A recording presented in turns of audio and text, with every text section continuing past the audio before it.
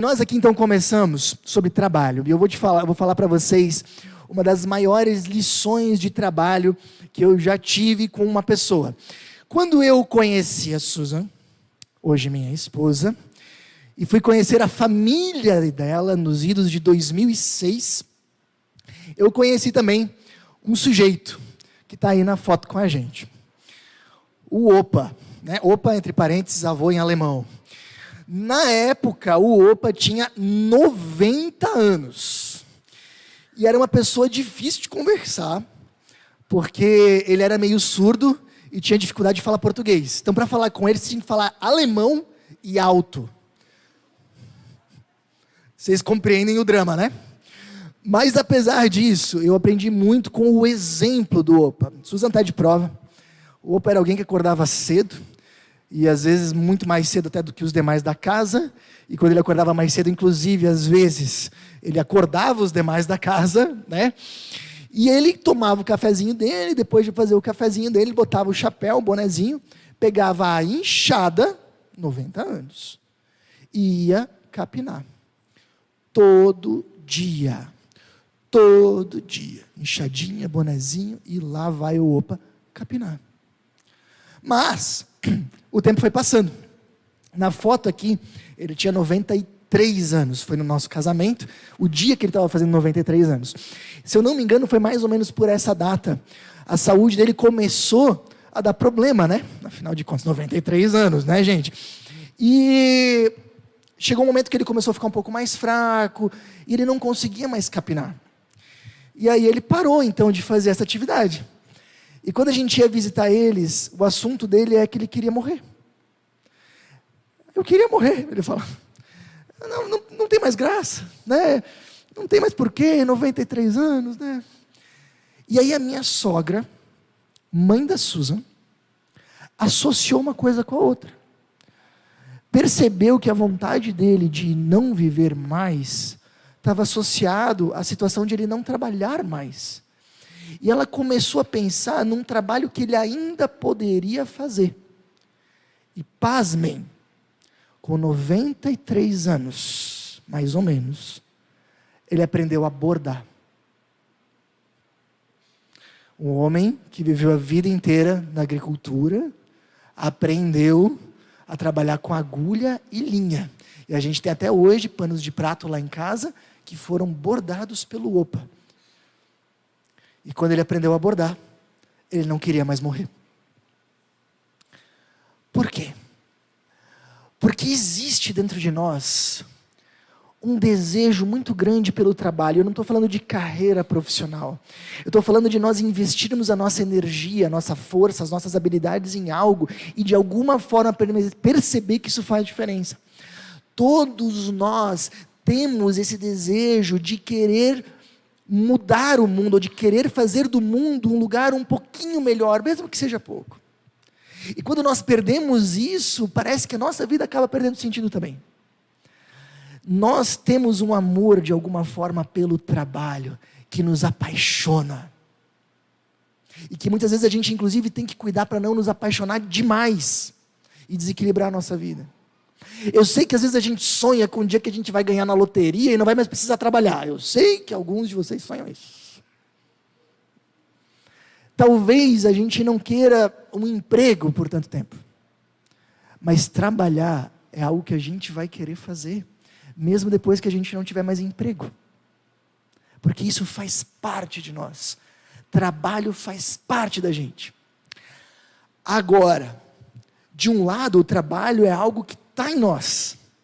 Do outro lado, muitas vezes, o trabalho nos desgasta. Esse aqui, ele é professor na pós-graduação em negócios da Universidade de Stanford, e ele literalmente dedicou décadas da vida dele pesquisando trabalhadores de vários países, e a conclusão da tese dele é: o trabalho está matando as pessoas e ninguém se importa.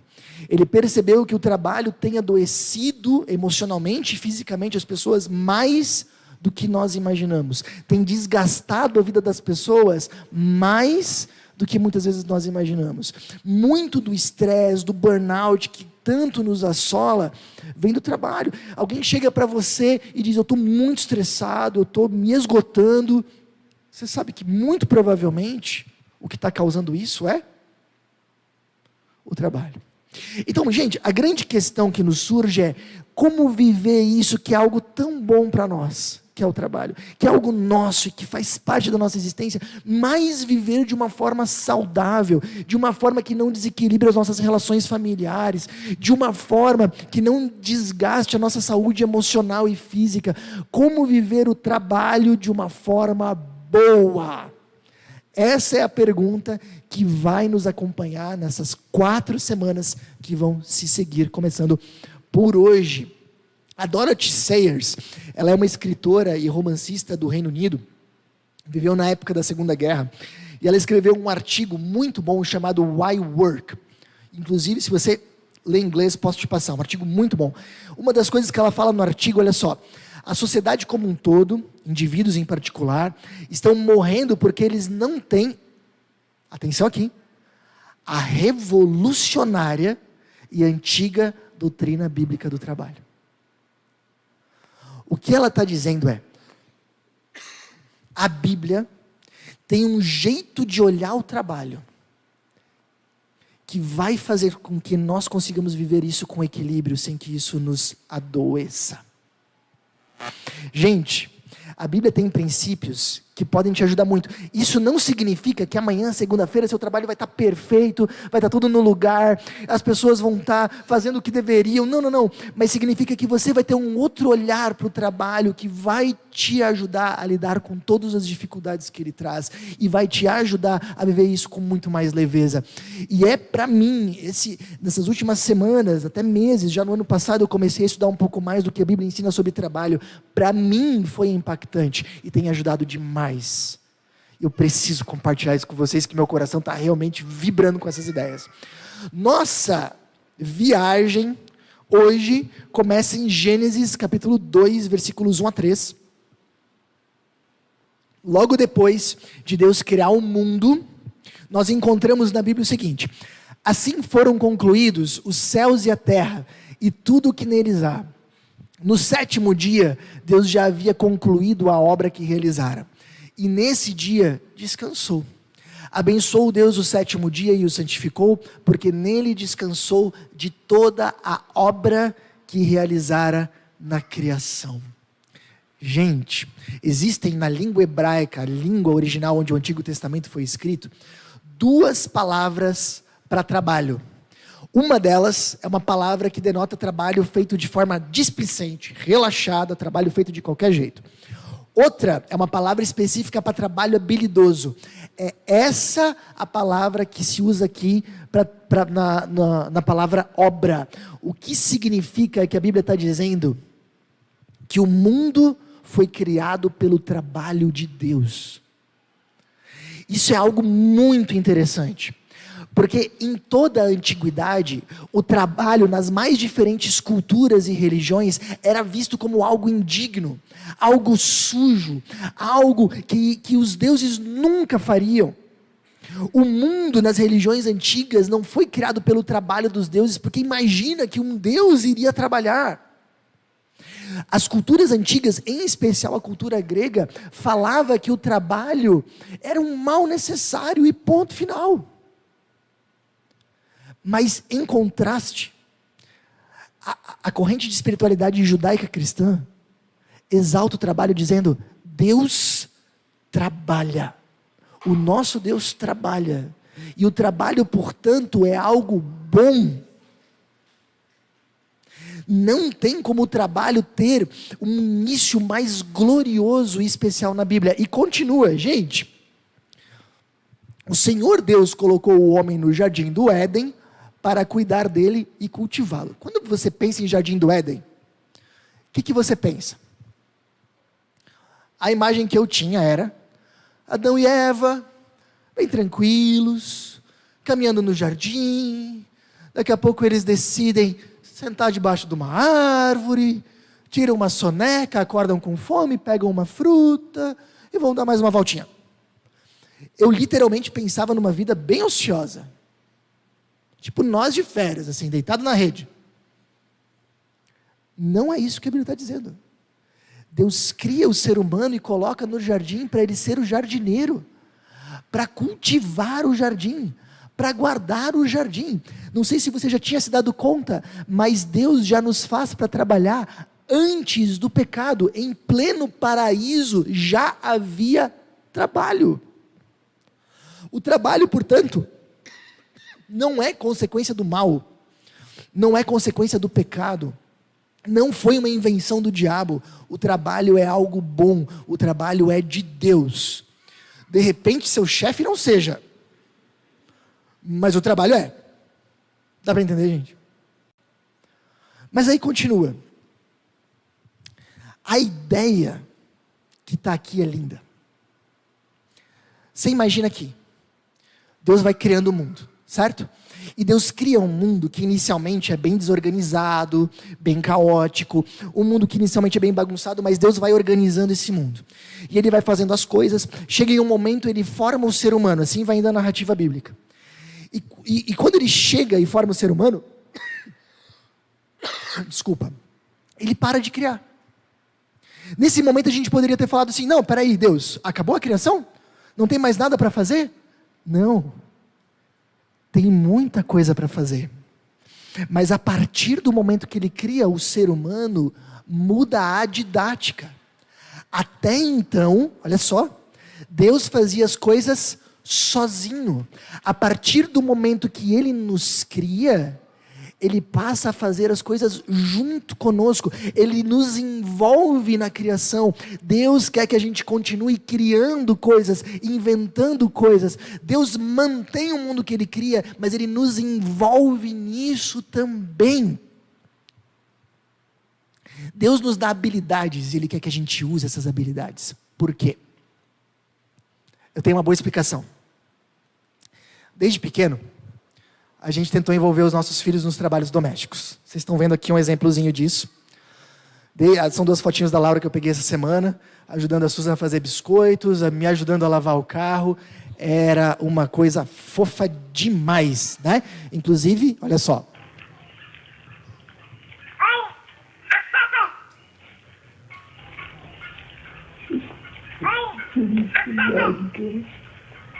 Viva! Tá muito divertido, filha. Viva! Viva! Tá muito divertido, filha. Viva! Opa! Gangua! Muito legal! Eu já estou numa fase que essas coisas comovem a gente, sabe? A Laura está quase fazendo 10 anos, penso, meu Deus, uma coisa vai rápido. E eu tenho certeza que vocês devem ter uns videozinhos, umas fotos lindinhas assim. Por que a gente envolvia eles tão cedo no trabalho doméstico? Qual que era a ideia? Invasão. Qual que era a ideia? Tem um fugitivo lá, hein? Tem um fugitivo. Gente, por que a gente fazia isso? Qual que era a ideia? Eu estava cansado demais e eu precisava de ajuda para lavar o carro. Volta aqui, concentra aqui. Eu precisava de ajuda para lavar o carro. Era isso? Eu queria que alguém fizesse metade do trabalho para mim? Era por isso? Não era. Por que a gente envolvia os nossos filhos? Por que nós envolvemos os nossos filhos? Porque a gente quer formar neles caráter.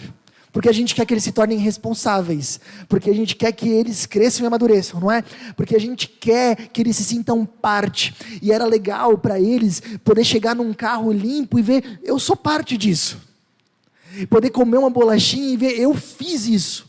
Isso fazia bem para eles. Da mesma forma, Deus nos envolve na criação e nos faz agora trabalhar e criar e ajudar na manutenção desse mundo, não porque Deus precisava disso, mas porque nós precisávamos. Era algo importante para nós, a questão nunca foi Ele, foi nós. E isso, redescobrir isso, nos ajuda de uma forma singular a entender o valor daquilo que nós fazemos.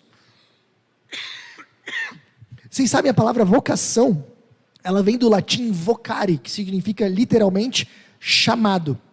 E a ideia de uma vocação ou de um chamado é que alguém te chamou para fazer algo e você faz isso para alguém. Na Idade Média, as pessoas que acreditavam que só tinha vocação ou que só tinha chamado, as pessoas que trabalhavam de alguma forma com algo relacionadas à religião. Essas pessoas eram chamadas, elas tinham uma vocação. O restante do trabalho, trabalhar na agricultura, trabalhar como médico, como qualquer outra coisa, era algo secundário, era algo mundano, algo que não tinha nada a ver com Deus. Mas um dos maiores teólogos da história, chamado Martim Lutero, que foi precursor inclusive da igreja evangélica, e nós somos uma igreja luterana, ele fala, isso está errado para a Bíblia. Para a Bíblia, atenção, isso aqui é importante, todo trabalho é um chamado de Deus. Todo trabalho é uma vocação. Tudo nós podemos fazer para Ele. Entenda o seguinte, Lutero falava, sabe como Deus alimenta o mundo? Através do trabalho de um agricultor. Quem é que trabalha na área de alimentos aqui? Por favor, levanta a mão. Alimentos, agricultura, quem trabalha na área de produção, serve comida, quem trabalha na área alimentar? Alguns. Quem trabalha na área de alimentos, pode pensar assim, meu trabalho é vistoriar uma empresa, meu trabalho é plantar, meu trabalho é ajudar um agricultor a plantar melhor. Não. O seu trabalho é junto com Deus, alimentar o mundo. Uau! Percebe a diferença? Quem trabalha na área da saúde. Saúde. Boa. Galera aí. O pessoal que trabalha na área da saúde pode pensar assim, meu trabalho é agendar consulta. Meu trabalho é ver exame. Não, meu trabalho é atender as pessoas. Meu trabalho é trabalhar na gestão de um hospital. Não. Escuta isso. O teu trabalho é, junto com Deus, promover saúde, bem-estar. O teu trabalho é aliviar o sofrimento das pessoas. Quem trabalha na área da construção civil, tem alguém? Acho que justamente quem trabalha não veio hoje, né? Porque a gente tem engenheiro, tem construtor. Pode pensar que o teu trabalho é colocar tijolo, é fazer projeto. Não é. O teu trabalho é, junto com Deus, fazer com que as pessoas tenham segurança e conforto. Olha só, algumas pessoas vão chegar no final do dia, de um trabalho, cansadas, e elas vão ter um lugar seguro e confortável para descansar, construindo memórias incríveis com a sua família. Por quê? Por causa do teu trabalho. A gente se desacostumou a ver o valor que a gente faz. Deus nos chama para fazer o bem e de alguma forma contribuir para que esse mundo seja um lugar melhor, e o nosso trabalho é parte disso. Todo e qualquer trabalho de alguma forma faz diferença no mundo. O pessoal da comunicação ajuda bons conteúdos a chegarem às pessoas. Tem pessoas que cuidam da saúde emocional dos outros. Quem trabalha na área jurídica não está só resolvendo casos, está fazendo justiça junto com Deus. Deus me chama para fazer justiça nesse mundo. Então, lava o teu rosto de manhã. Te prepara para o trabalho. Olha no espelho e diz, Deus está me chamando para fazer saúde hoje. Deus está me chamando para fazer educação. Deus está me chamando para fazer saúde e segurança. E eu vou lá. Uma história interessante é contada pelo Mário Sérgio Cortella no livro Qual é a Sua Obra? Ele conta que o então secretário da Educação de São Paulo, Paulo Freire, ele tinha o hábito de ir em muitas inaugurações de escola, como secretário de Educação. Mas ele sempre levava alguém da secretaria junto com ele nunca ia sozinho. E o que era interessante é que ele não levava só o pessoal da alta cúpula, também. Mas ele levava todos, ele revezava, mas ele levava todos, inclusive o porteiro, inclusive a moça do cafezinho. E aí perguntaram para ele por que ele fazia isso, e ele respondeu o seguinte, porque eu quero que a moça do cafezinho entenda que o trabalho dela é muito mais do que fazer cafezinho, ela está fazendo educação. ela precisa estar aqui, cuidar, fazer o cafezinho, deixar o ambiente limpo, para que outras pessoas também possam fazer a sua parte, e nós juntos fazemos educação. Gente, às vezes a gente não se dá conta do valor daquilo que a gente faz, e de como isso é importante, e de como isso está ajudando as pessoas. Redescubra isso, primeira coisa.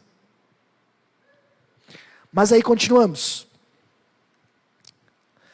Trabalho, portanto, é algo bom. Na verdade, trabalho é feito para ser um ato de amor a Deus e ao próximo. Amor a Deus, porque de alguma forma eu agradeço a Ele pelas habilidades que Ele me deu, colocando a serviço do mundo. E trabalho é um ato de amor ao próximo. A razão de tudo sempre são as pessoas. Sempre são as pessoas. E aí continua. Gênesis 3, a gente começa a ver o que dá de errado no bom plano de Deus.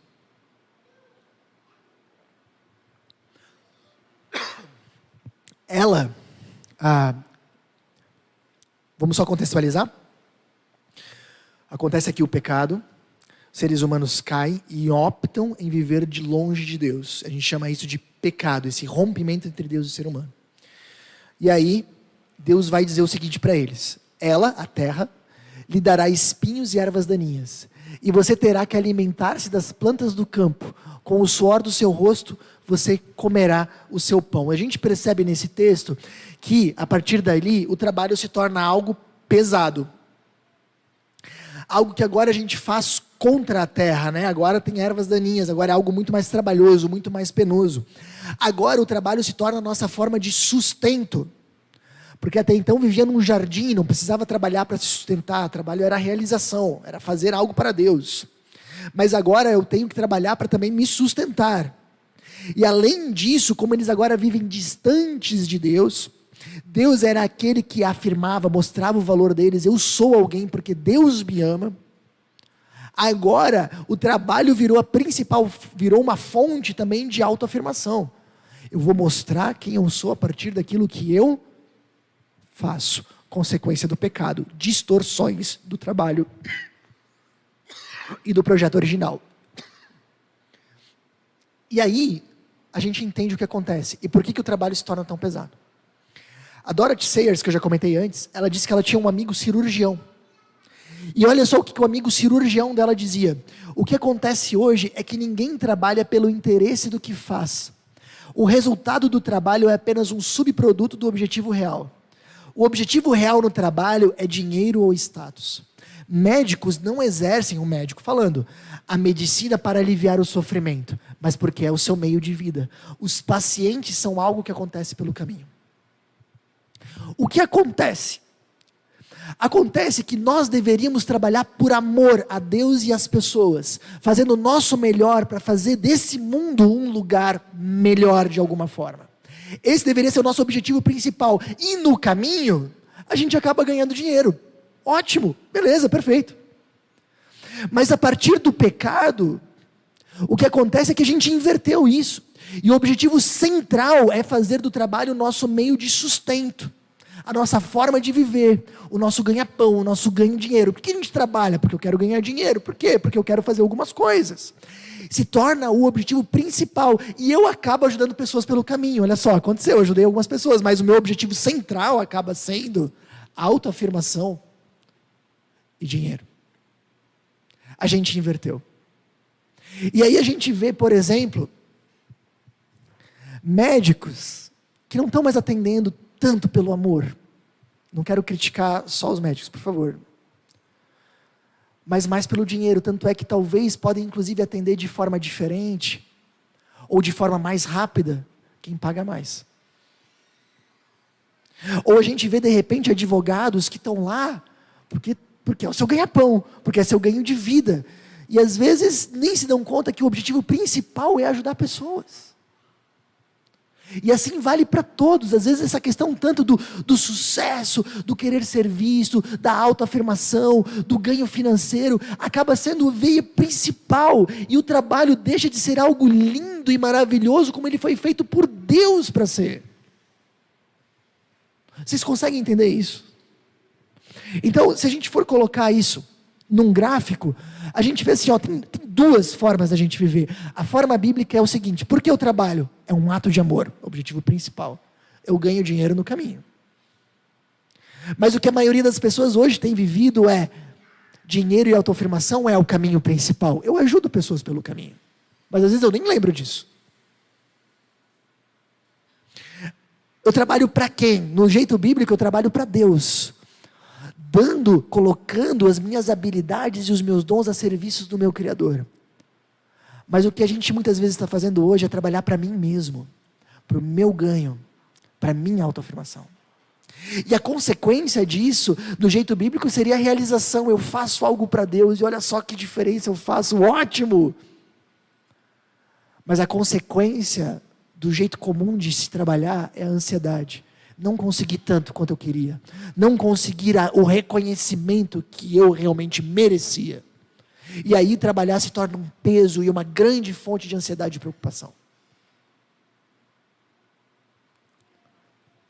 Isso, inclusive, impacta como a gente escolhe trabalhos. Moçada nova aí que está estudando, galera dos adolescentes que está junto, ou mesmo você que se pergunta: estou no trabalho certo ou não? Acontece. Como é que a gente escolhe um trabalho? A maioria das pessoas faz do veio principal o quanto eu vou ganhar. O status e o dinheiro acaba sendo o principal na hora de muitos adolescentes escolherem. E o secundário é quantas pessoas eu posso ajudar. O que a Bíblia propõe é: quando você for escolher um trabalho, faça o inverso. Escolha em primeiro lugar pela diferença que você pode fazer. O quanto você pode ajudar os outros. E se você está usando as habilidades que Deus te deu nisso. Se elas estão sendo bem aproveitadas. Em segundo lugar, veja a questão do ganho. Estou ajudando pessoas, o meu trabalho está impactando pessoas, estou usando as habilidades que Deus me deu para isso? Essa é a pergunta central. Bom, dessa forma, eu diria para vocês o seguinte: nós normalmente começamos nessa coluna aqui. Ou às vezes a gente até pode começar nessa, mas quando a gente vê, a gente está nessa. Muita gente começa aqui, mas vai para cá. Enquanto a gente viver aqui, nosso trabalho ou vai nos ocupar demais, porque a gente precisa de autoafirmação e de mais coisas, ou ele vai nos ocupar de menos, porque a gente já tem o que quer e a gente se acomoda. Se a gente quer viver de uma forma saudável e equilibrada, nós precisamos ir para essa coluna. Se eu fosse resumir o que nós vimos até agora, eu diria assim: trabalhe em primeiro lugar por amor a Deus e às pessoas. Essa é a grande questão. Vendo a diferença que isso faz no teu dia, no mundo. Agora, como eu posso mudar? Jorge, talvez você pode estar pensando assim: Jorge, sendo bem sincero, eu percebo que eu estou na coluna errada. Eu achava que não. Eu achava que eu fazia por amor aos outros, mas, bem sinceramente, essa não é a minha maior preocupação. Eu realmente deixei que o trabalho virasse uma questão de autoafirmação e de recursos. Que ele virasse por uma questão de sucesso. O trabalho deixou de ser para mim realmente, centralmente, uma questão de amor a Deus e às pessoas. O que eu faço? Como eu posso mudar de coluna? Eu diria assim: o primeiro passo é um passo de arrependimento. É a gente chegar para Deus e dizer: Deus, me perdoa. Eu desvirtuei uma coisa que você fez linda. E eu tornei algo que era para ser essencialmente amoroso e generoso numa coisa egoísta. Me perdoa por isso. Eu começaria por uma confissão de perdão. Segundo, eu queria que você soubesse de algo. Nós nunca vamos conseguir trocar de lado se nós não entendermos o trabalho de Jesus por nós. Isso aqui é bem importante, gente. Por favor.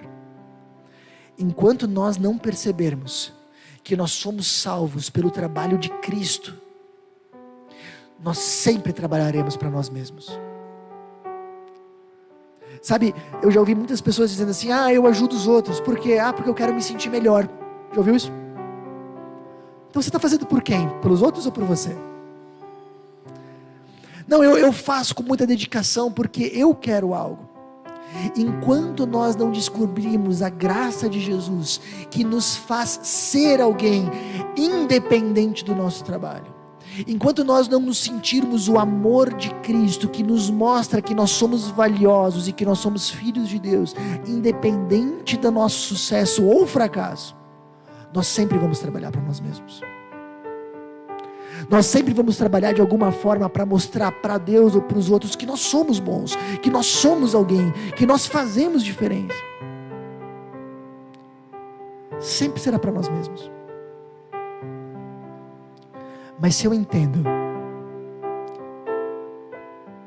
que eu sou pecador, como a Bíblia afirma, e que eu estou desconectado de Deus, e que não tinha nada que eu pudesse fazer para voltar esse relacionamento, mas Jesus entra na história, obedece de forma perfeita, Ele faz um trabalho perfeito, Ele é o ser humano que eu deveria ter sido, e quando Ele morre na cruz, Ele está me dando o lugar de filho dEle, e pegando de mim o meu lugar de pecador, assumindo o meu lugar de pecador, me trazendo perdão e reconciliação, e a partir disso, crendo nisso, eu sou aceito por Deus, não por aquilo que eu faço, porque isso nunca seria o suficiente, mas eu sou aceito por Deus por aquilo que Jesus fez por mim.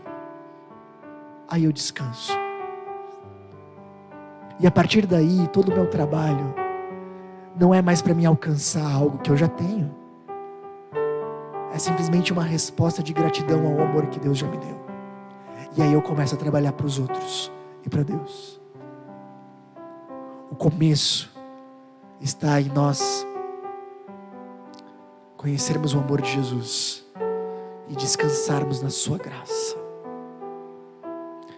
Bom, dessa forma, eu queria encerrar com uma história. O filme Carruagens de Fogo ganhou o Oscar em 1981. Você provavelmente não conhece o filme, mas você conhece a música. Lembra, sempre que a gente bota uma coisa em câmera lenta, a música vem na nossa mente, é desse filme. O filme Carruagens de Fogo conta a história de 2 atletas que foram medalhistas olímpicos nas Olimpíadas de Paris de 1924. Um deles era um homem presbiteriano cristão chamado Eric Liddell, que ficou conhecido, não sei se vocês conhecem essa história, mas ela é real, é histórica. Ele ficou conhecido por desistir de uma prova das Olimpíadas, porque ela caía num domingo, e domingo era o dia de Deus. Ele não ia correr num dia de domingo, ele ia na igreja.